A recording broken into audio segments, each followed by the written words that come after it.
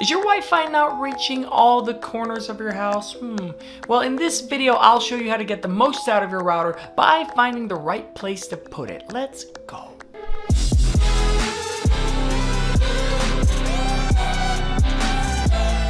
Hey everybody, Craig Carter here with Dale Dumbs It Down, back with a little video for you today. We're going to answer one of the questions we get most common here at Dale Dumbs It Down when it comes to Wi-Fi and setting up your router, because we want to get Wi-Fi into every corner of your house. Hey, what's the Wi-Fi? What? There is no Wi-Fi. Now, we all know we need to get a router online. That's understood. But we don't all know where we need to put our router when we're setting it up. Do we put it somewhere high? Do we put it somewhere low? Do we put it in a kitchen? Do we put it in a closet buried behind a bunch of stuff? We're going to tell you some of the best things you can do to get the peak performance from your router. Now, our first tip is to keep your router in an open area. Now, back in the day, routers used to be big, bulky, ugly, like most technology.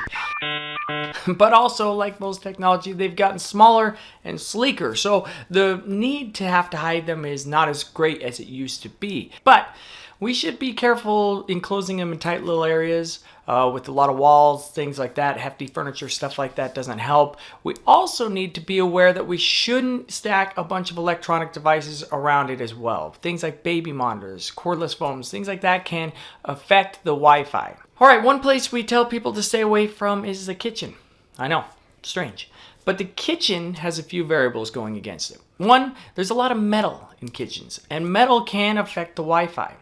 It's also a high traffic area. It's a high temperature area. I know those are small things, but those are things that also can affect your router. And lastly, it's a place where there's a lot of kids and kids spilling things. And I know it probably won't happen very often, but it does increase the chance of something like that happening. It can happen, my friends. Another tip that we tell people is to keep the router off the floor.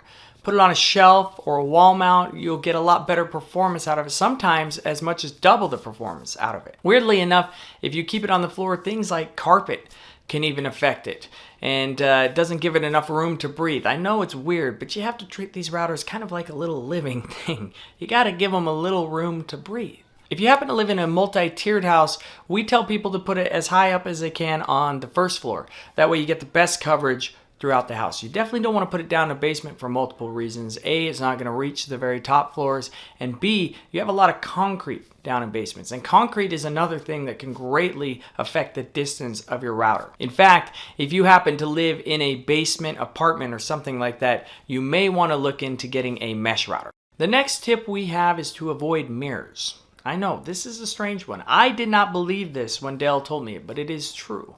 I tend to avoid mirrors in real life as much as I can. But routers are kind of the same way. They don't like mirrors. If you put them next to a mirror or a fish tank, for instance, they have ways of affecting the radio frequencies that come off. For instance, if you put it next to a fish tank, the light shining through the water has ways of affecting those radio frequencies. I know it's crazy. And mirrors do the same thing. They reflect around light, they reflect around the rays. It just causes problems. This is weird. I didn't believe this one. I called Dale out on it, but he tends not to be wrong about these sort of things. And the last tip that we have for you today is to pick the best router for you. Unfortunately, this is not a one-size-fits-all sort of thing. We can't tell you the best router because what's great for one person may not be great for another person. There's a lot of factors that go into what makes a router good for you. Things like budget, things like size of your home, how many devices you need to connect to the router, how much speed you need. I feel the need for speed.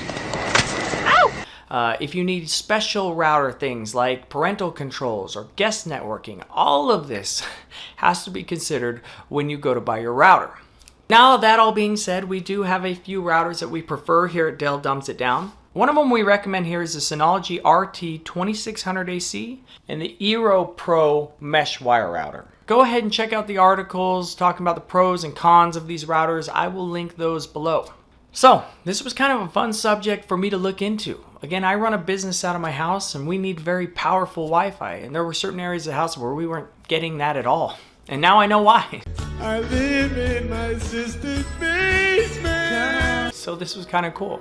And of course, if you found any of this helpful, Please like, subscribe, slap the little bell thing, do all the silly YouTube things. And as always, thank you for watching.